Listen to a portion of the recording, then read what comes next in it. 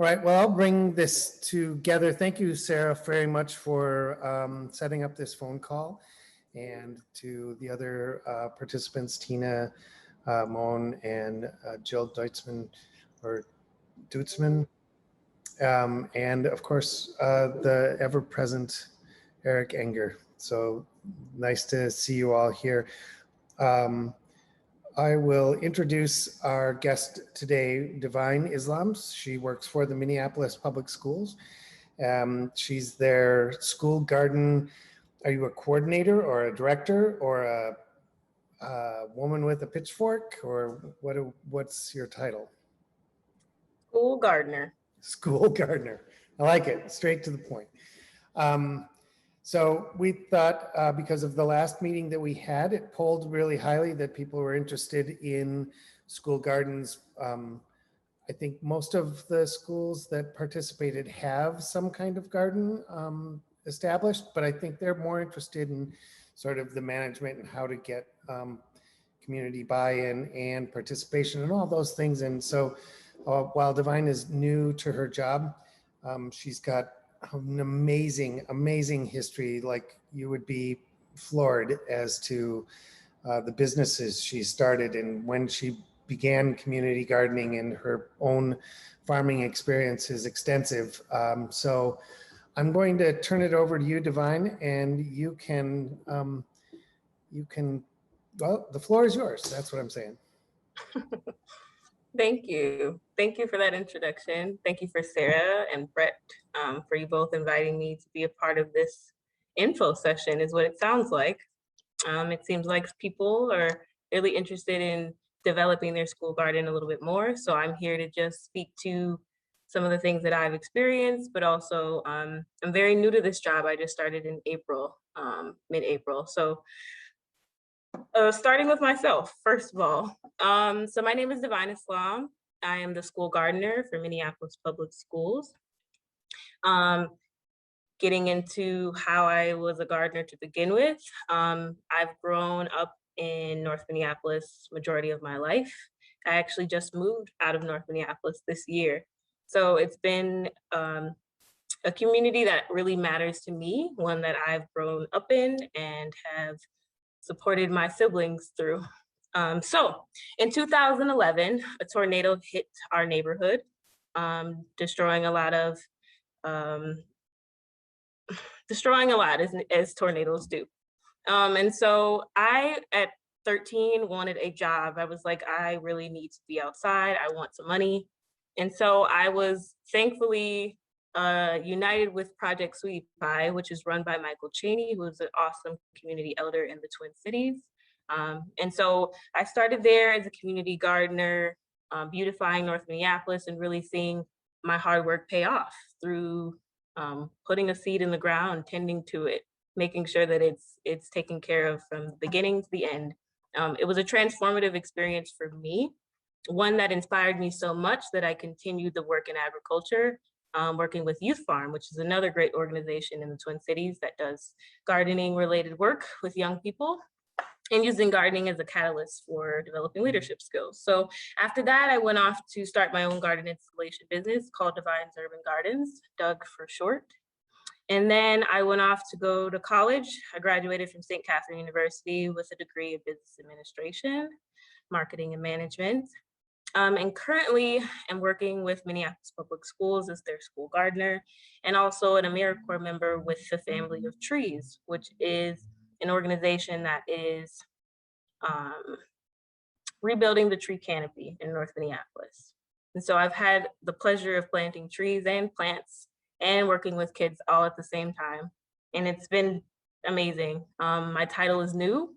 And so I think it's a testament to, you know, how different we have to think and, you know, do our work in schools and in different places around green spaces in general. So without any further ado, if there are any questions, concerns, I'll just jump right into my presentation. And it's really informal in that I just want to run through some images, show you guys some examples of gardens, and, you know, just give you guys some more insight and get some more insight about what you guys want to know as well. So I think I'm also a host. So I'm gonna try to share my screen here. Yeah. I love that your passion started while you were young. There you go. Great. Awesome. Okay, you guys can see my whole calendar. Not see. Okay.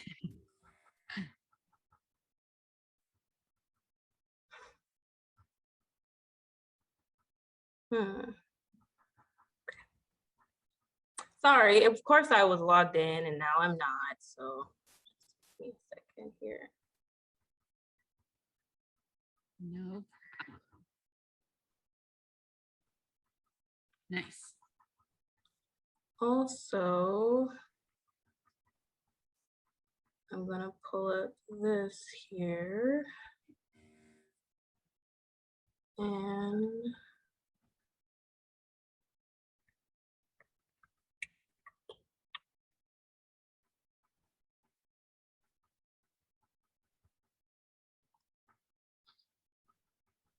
thank you all for your patience.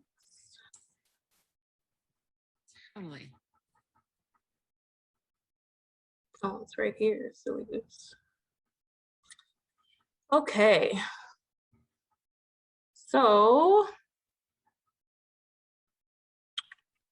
school garden, school gardener, very straightforward title. I appreciate that. But I'm the only one for the entire district. So definitely room for improvement there. So agenda, introduction. I've already introduced myself, but I would love to hear more about you guys as we get to the end of the presentation.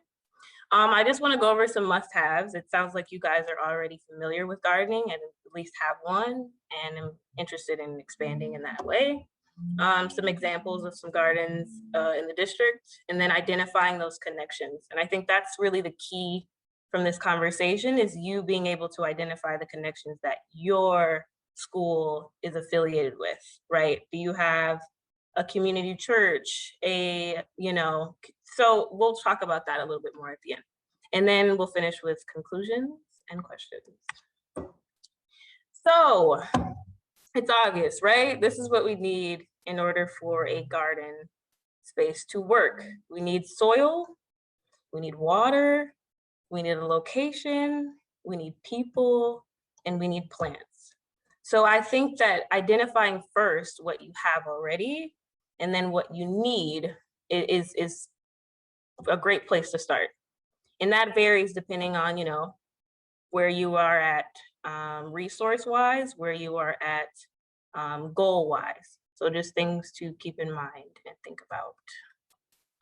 So this is Longfellow Elementary, excuse me. And so this is their soil. They're getting it to where it needs to go. Pretty straightforward.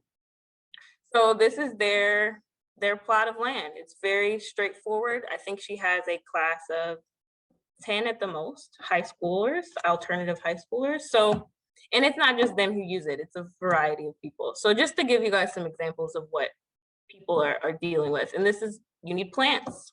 And we'll go into Longfellow a little bit more. They have a indoor grow lights, that kind of setup going on. I wouldn't say greenhouse, but they grew these plants, which is another way to be involved in the process. And then water, right? You got to figure out how you're going to water. It seems like a silly thing to talk about, but seriously, like, where's the water coming from, and what is that schedule? What does that look like? Right, Sarah? No kidding. It's definitely one of the questions that schools have come to me with. So I'm really glad to see it's here. Yes, very, very important. So Longfellow, right? They took the sides of their building. They did the work of getting the weeds out, building the soil, prepping the bed. And, so it varies, depending on what your school looks like.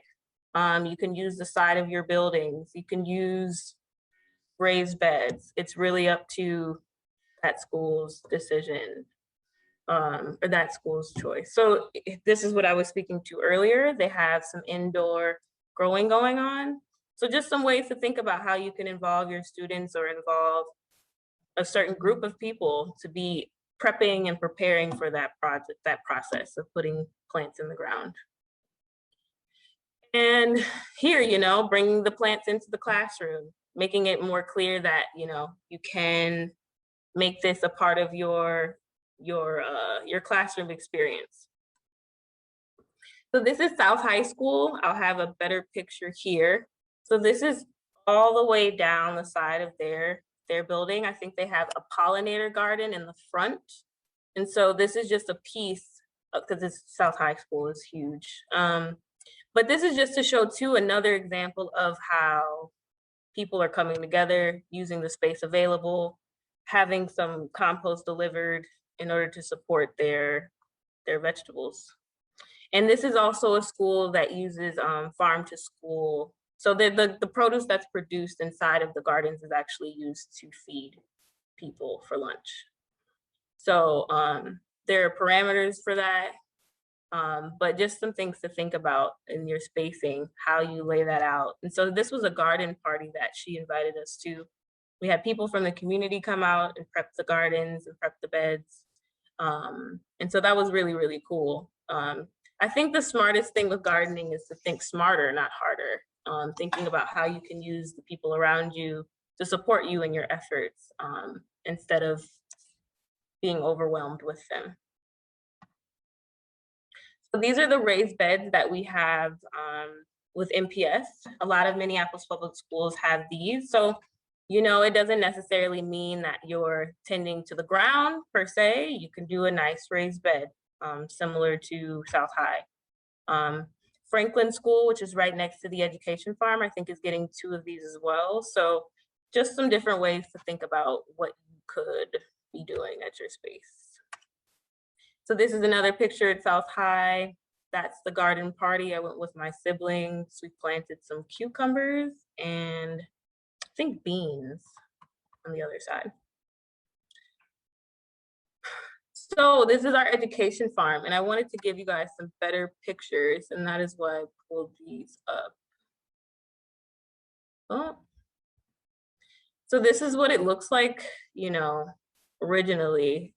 It's this outer wall, this brick wall to barricade, all things, but it's pretty desolate, it's pretty dead, right? And then, slowly this is what we're considering our farm.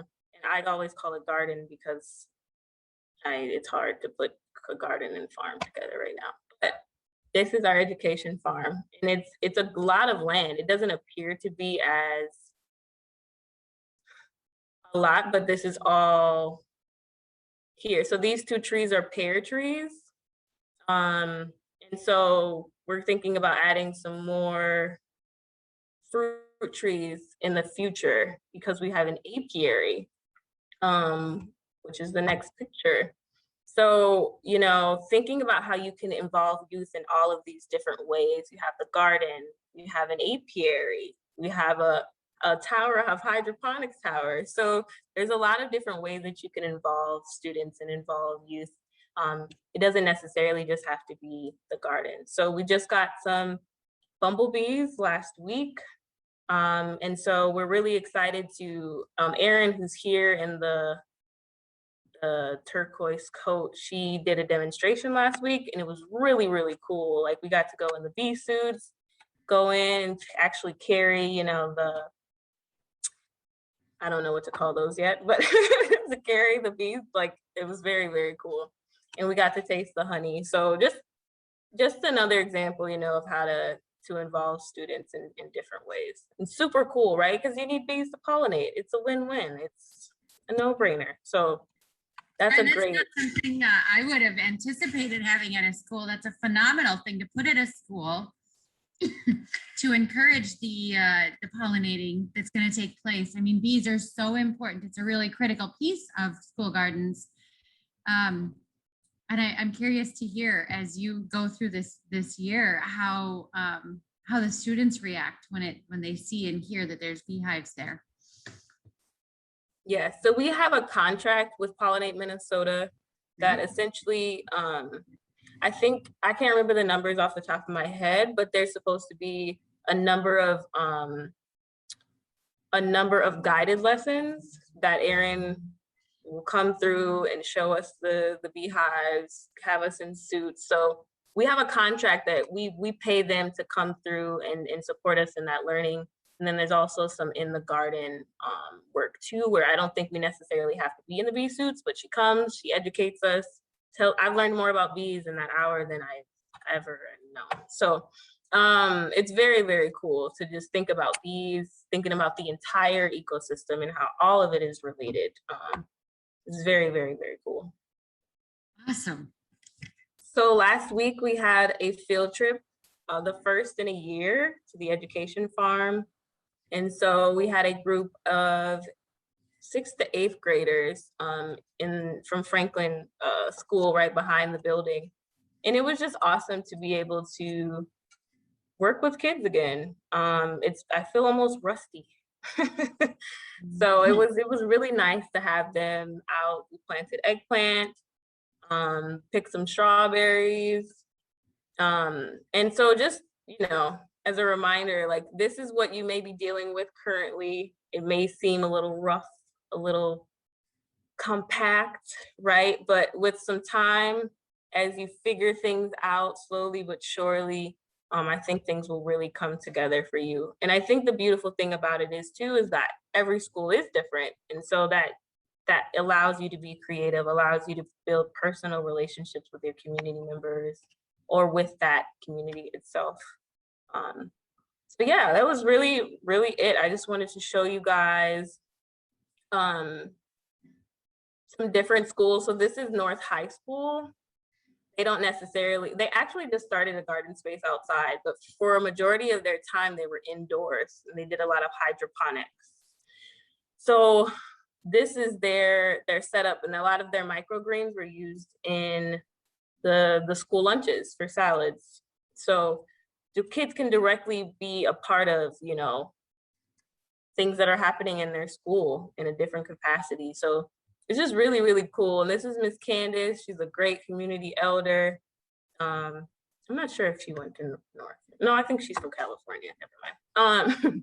But she's awesome. And so I just wanted to just share with you guys some different ways that it is looked. And what I've seen over my month or so with the district, there's some great varying levels of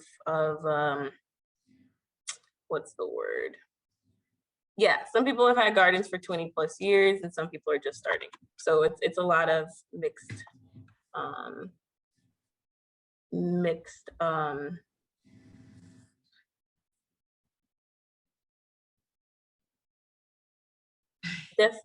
different levels of interest and different engagement in there. Absolutely. And so yes. One of the questions I have for you, Divine, is, oftentimes when you think about gardens and school gardens, let's see, there you go. When you're thinking through gardens, you're thinking summertime, and schools are over the, spring, winter, fall seasons. And so what are some ways that you've seen individual schools utilizing the school gardens? Because, thinking through that and navigating that, have you heard or seen any creative ways that schools have worked around that? I think that a lot of schools are developing community relationships if they are an established garden in order to make sure that it stays maintained over the course of the summer. What I've witnessed, for instance, the education farm, we're hosting a summer school, Summer Beacons program. So, your school could be a place where you could facilitate learning. But I think, a lot of schools have tried to maintain it over the course of the summer. But I haven't seen a summer through to really give you that no, that info. Totally fair. Totally fair. It's just something that I know that has been a thing. And I know that farmers in our community, I know that there's farmers that are willing to come in and work with the schools. And it's something that I always want to promote and and say, hey, don't hesitate to reach out to your farmers, because they do have, we order seeds in bulk. And so they may be able to help with seeds. Maybe they're going to be able to help with working with the kids to talk through how to plant some of those plants. Like tomatoes, you don't typically plant them straight up and down. You kind of lay them down and let that, curve up. You did little tricks of the trade. And then one thing that I've heard, and I don't know, maybe others have some ideas. One creative idea I've heard is getting individuals in the community that are near the school that would be willing to do the watering and weeding schedules. Like I get either on a weekly basis, like Brett, you're going to water and weed this week, and I'm going to take next week, and Tina's going to get the week after. And then Eric, we're going to bring Eric right in for the 4th week of the month. Otherwise, we can do it on like I get Monday, Wednesday, and every Tuesday, Thursday, Brett gets, And so thinking through creative solutions to make it so that it's a shared effort for many other members in the community.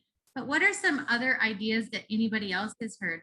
Tina, Eric, Brett, Jill, creative solutions or questions that you have for getting engaged in school gardens? One thing that occurs to me is that at least in my school district in Lake City, that the Parks and Rec department, I mean, where are all of the kids in the summer? And they're doing Parks and Rec, and I wonder if there's a way to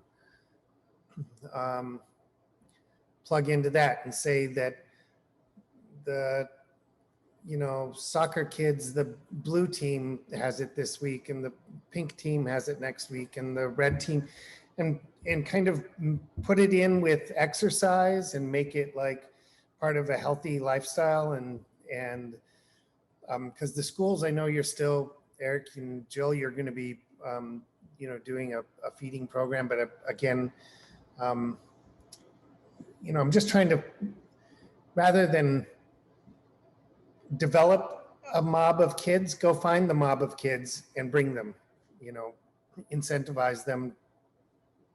I don't think you really have to. I think they get a kick out of it as long as it's not hard. It's not getting up at 4 a.m. to do the dairying. So Divine, in your position, first of all, I'm very, was that a school funded position or was it grant? That was a grant, USDA grant. Okay, good to know. I love it. Like, gosh, if we could have one of those. Oh my goodness. That would be great. Also, in your experience with schools, are parents getting involved or other community members? What's kind of driving that?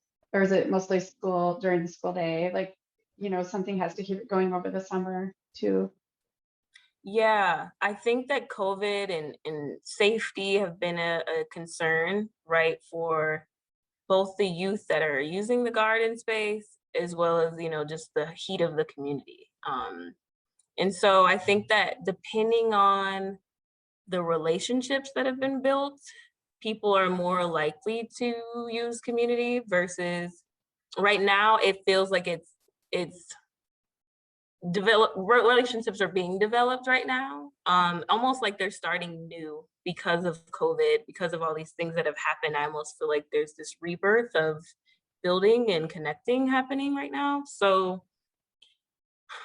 yeah, with that in mind, I think it's really just varying depending on the school and their comfortability, around newcomers, safety of schools, safety of the youth and everything like that. So definitely some things to consider when thinking about how you're gonna think smarter, not harder. Divine, you guys got out a little early, right? The weather shut you down. School's over for Minneapolis, I read today. So Wow. Do you work in the summer? Is your grant through the summer? It is. We're working with the Beacon Summer School which is the Franklin School right behind us, until the beginning of August. So we'll have a group coming out every week for the remainder of the summer. But as far as being at schools, it doesn't really look like I'll be at too many individual schools unless I'm visiting. And Brad, to your point, to be honest with you, the kids in soccer want to do soccer. They don't want to plant tomatoes, but we do have kids in our Tiger Time. So basically, Divine, I'm sure you have it in Minneapolis. We have kids that need us for daycare throughout the summer. So we do have a core group ready to roll that are going to be working in the greenhouse. And then, I don't know, Tina, did you connect us with the folks? I think they were out of Owatonna. They gave us all the materials for raised gardens. So they've already got a great jump on gardens this year from What do you, raised gardens from before? I mean, like, no, if these they're were, new Sarah, were you the connection? Who are those folks that, are you guys familiar with it, or do we do that on our own? Well, SHIP funded gardens for Tiger Time at the elementary like a few years ago. Yeah, no, this is a group, Divine, have you heard of them? They're basically just trying to get gardens going in schools or programs throughout the state of Minnesota. So the lady came and gave us all the dirt, the materials, the kind of neat, they're single kind of basket type raised garden. So I need her number. I need. Oh, was that part of the U of M extension yeah. project? Okay, yeah. Yeah. Susan Draves told me a little bit about that, but I thought it was at residential homes mostly. So I was not aware of that going to the schools as well. So that's pretty cool. That's amazing. See, Yeah. this is why we do these things. This is great. Yeah, that was a good program. Do you have any idea, Eric, how many raised beds you got? Yeah, 4 of them. Nice. Yeah, I think South High got some help from the U of M. That's what helped fund a lot of their starting pollinator gardens. So, And then you had in your presentation, the folks that were raising the stuff indoors, they had tomatoes, of course, cherry, whatever, but there was a plant there that started with a C I've never heard of before. Was that an abbreviation for something, or what is that plant, and why were they raising it?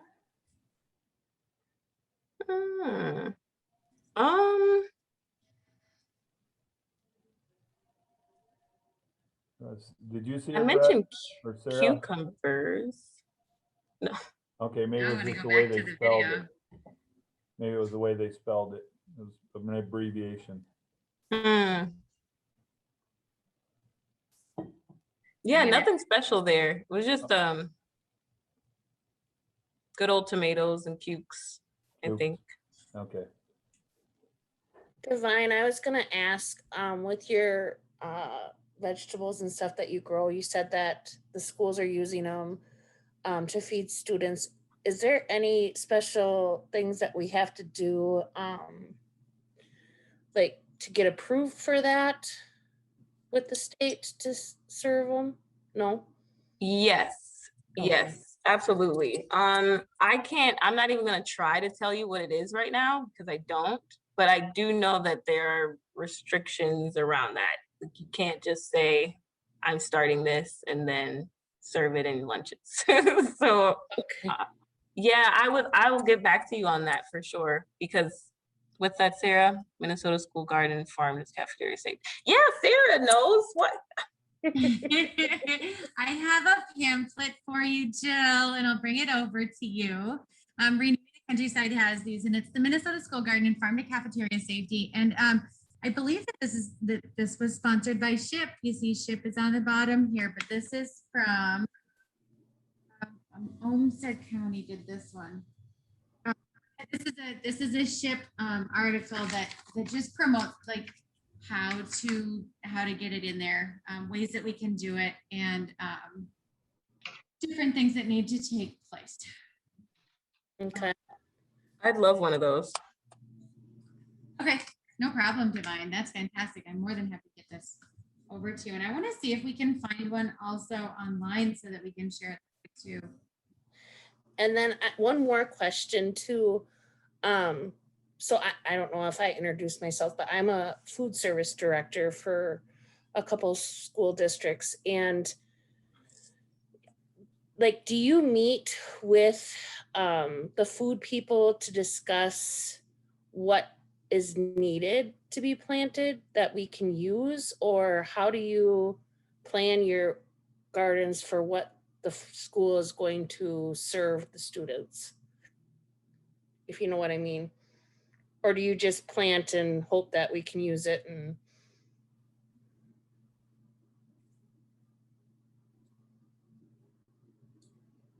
Is that answer going to, or question going to Divine primarily? yeah, yep. How do you Yes, decide there. what you're gonna put in there? Thank you.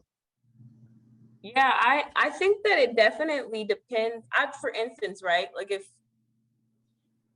yeah, I don't have a direct answer for your question because I think that it honestly depends on your school and also the booklet. I Okay. think there's some, yeah, deeper diving that you and I need to do and understanding about how that works. But I definitely think it should be relevant to your school and what, yeah, what that's that's my answer. Okay. So Jill, one of the like little cheats that Carrie Frank does is she puts um, chef's choice vegetable on the menu, and then whatever's available, if she can get it from that school garden or she can get it from the aggregator through Sarah, or she has to go to something she already had, she gets to have that flexibility. And so she gets around naming something when she doesn't know for sure if the carrots are going to make it or not by doing that. Okay. Yep. We got that too. The veg of the day or something. So, okay. I Tina just wonder, dropped that. Oh, go ahead. well, just how close, I mean, I don't know how to, like, is the food, Eric, this is probably for you more. Do you want help from the food service side on these gardens? Like, maybe we take some responsibility of it, or Well, what I've found in our work, trying to get the school garden going, and Divine probably has seen this in her limited time too, is um, it, the reality of them, other than microgreens, I think that's an area that, yeah, you got a chance. I really don't look at these school gardens supplying much food for the school. They just can't do it. The timing, it's a long ways off. It kind of goes back to what Brett said in Divine's message too, is that, there are kids that absolutely love doing stuff like this, and just the experience of having something grow, planting it and bringing it to, to the table, even if it isn't the table in the cafeteria, Jill. So okay. I see our work even this summer in the greenhouse and in the raised gardens that we have. It'll all be eaten by the kids in the program and maybe taken home for but there's just not enough to even consider trying to do something. We want to work with Sarah and her group and try to get those off of our local farms in a much higher volume. So Yes. Okay. Thank you. Yeah, That's a, the only school I've seen do any volume in a farm to school or in a school farm garden situation was a school called Sibley East. And Sibley East had a local, conventional farmer who split off multiple acres for the school and lent them implements and built a shed and a bunch of things. And then it became part of their agriculture program. And they actually moved thousands of pounds of food through their kitchen. But you know, those were high school students, and it was part of their programming, and they were really proud of it. I mean, but they also had a kitchen staff who figured out how to put zucchini in brownies and get enough quantity of zucchini that it took it out of dessert and put it into vegetable. I mean, it was really shocking how creative that kitchen was. But they were also, you know, it was a one-off kind of thing is what I'm saying. So you're right, Eric. I just, in that greenhouse, finding quantities out of there is kind of difficult. But I think that there's something magical about walking over to a raised bed and being able to grab some cherry tomatoes or some sugar snap peas out of there and letting the kids be in there and groom and maintain and get their hands dirty. There's something about, I don't know, for me, I always farm barefoot, guilty as charged, because like I need to be grounded. And it helps not only with your, you know, it's my mental health is out there working on it. I get to, you know, get out and get dirty. And true story, I think that that's an important piece of it. And then being able to just snack on some of those items just fresh out of the field. Radishes is an opportunity in the raised beds that you could grow relatively quickly and put on the salad bar. Some spinach is also another item that you could put enough of in the raised beds, and that grows super quick and can be added to the salad bar, and the kids would then have that opportunity to rotate through and see a few different items grow. So thinking through one of those, a couple of the quicker crops. Now, radishes, an example, be sure to talk to your local farmers or talk to those that are familiar with stuff. So radishes are one item that the hotter it is outside, the hotter the radish is when you eat it. And so you don't want to grow it. Like today, I'm scared of the radishes that are in my garden right now because it's been so hot. I know that they're going to have some heat packed in them babies. And so I'm thinking through that. And so those are some ways to do it, but absolutely agree with your assessment, Eric, that getting their hands dirty, it does take quite a while. Some of those items are, 180 days. And that's a long time to wait. That's even you're constantly learning and understanding new things as you go through the process. Like I didn't know that radishes were hotter depending on the weather. Like what? It's a beautiful thing to even just be mindful of that. Like you're gonna be learning. That's good.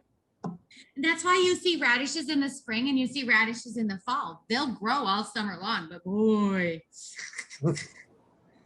They're going to be hot, hot, hot. And I think another learning process, Brussels sprouts. Brussels sprouts would be amazing in raised beds. They are the coolest looking plant. It would be one that I would tell everybody to grow. Number one, they're amazing looking. So just watching how they grow, the sprouts grow out of the stem. And it's fascinating for everybody to watch. But also, Brussels sprouts are going to last longer into the season. So like fall and winter, you really don't want to harvest those until after that first frost. And I'll tell you what, I have seen, well, my daughter, for one, she'll arm wrestle you for Brussels sprouts, man, when she'll snap them and eat them raw off the stalk. But what's the difference? So when I grew up, I didn't want Brussels sprouts, but that's because I got Brussels sprouts that were shipped in and purchased in a grocery store. I didn't realize that Brussels sprouts taste better after that first frost. So the natural sugars within the plants will go into the Brussels itself, and the flavor is astronomically different. So anybody that's selling Brussels sprouts anywhere without that first frost, they're going to be really bitter. And Brussels sprouts, when you get it locally with that first, oh boy, the flavor. Wow, the flavor is amazing. We don't cook them at our house because they're so good to just snack on raw. So that's one of the special pieces of Farm to School that I think is a really big learning opportunity as we're looking. And that's something where, Eric, there's so many Brussels sprouts on a shoot that you could hand them out to each of the kids. Let them pop it off. You can just pop one off. And have you seen a Brussels sprout, Eric, on a stalk? I'm going to pick on you. You're Oh, muted. you're muted, Eric. I'm sorry. I have, but I haven't, I didn't know about the frost either. So I did hear the radish thing before. And I love hot radishes. They give me heartburn, but now I know. Jill, if we're buying Brussels sprouts, we want to do it later in the year. And please don't steam them. No. Buy them No. with some bacon. You don't need to. You can do them raw. I mean, they are so good after that first frost. So get them locally. And so when did they get a frost in California? Because that's where we get our Brussels from right now. Yeah. So they're always bitter. And so those are the tricks that you can learn. One of my favorite foods fresh out of the garden is a dragon's tongue bean.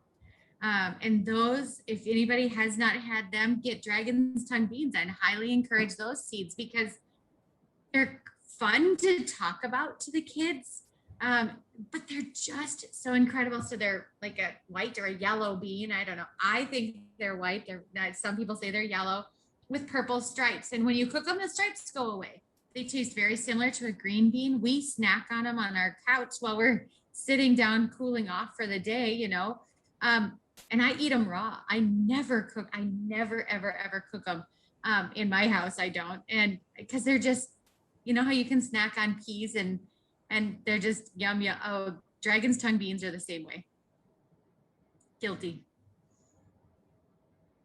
And you can't get those in a grocery store. I've never seen them in a grocery store. So that's where it brings this passion to life. And if we can start that in our youth by getting them into school gardens, that's what happened with Divine.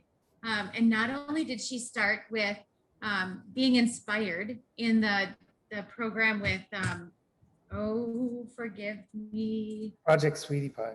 Thank you. I was just trying to look for it really quickly. But she got inspired with Project Sweetie Pie, but then she started her own business, Doug. So Divine's Urban Gardens. Doug, how creative is that? And then advanced along through this whole process. And I think that that's one of the biggest reasons I wanted Divine to share her story today. Minneapolis Public Schools does have an incredible amount of good things going for them for farm to school, but this really seemed like something that I thought would be advantageous for us to share. I do want to shout out a thank you to Tina for sharing that resource in the chat box. So if you haven't noticed, she does have a link for that book that I held up, that Minnesota School Garden and Farm to Cafeteria Safety Book, and we will share that resource out. And other than that, is there any other questions or comments? I will Thank say you that- for your time, Divine. Oh, no problem. I will say that Sarah, who works, oh, sorry, did I? Sarah, who works at the wellness team, or with me at the wellness team, on the wellness team, oh my goodness. She's the farm to school coordinator. So she is the person that has all of the know-how on how it would work, Jill, to your point about, you know, figuring out where do I start with that process. So I can definitely, you know, forward that over if you have any questions. Sarah can also forward that over if you have any questions about that. But I would love to just help you guys in any way that I can. As to Sarah's point, this is something that's very important to me. And I want to continue to pass the torch. And it's not about, you know, you should like gardening. It's just the experience. I just want you to experience it. And I want you to just take what you can from it. So yeah, I hope you all enjoyed. I really, like I said, just am here to help in any way you guys may need it. Thank you. All right, well, I think we should probably all get back in our hot cars and drive home, except you, Sarah. You get to go plant tomatoes. 180 tomatoes. Who's coming over? I'll give you my address. Come on down. You know you want to do it. I want to say quickly thank you to Divine too. I learned a lot and it was really interesting to hear your story. So Thank you. No problem. I'm so grateful. Thank you. And Eric and Jill and Tina, thanks for joining us this evening, and know that I know it is recorded, so we'll share this with the rest of the group. I do understand this heat, it's hard, school ending, it's tough. So thank you for taking this precious time out of your day for this very important topic.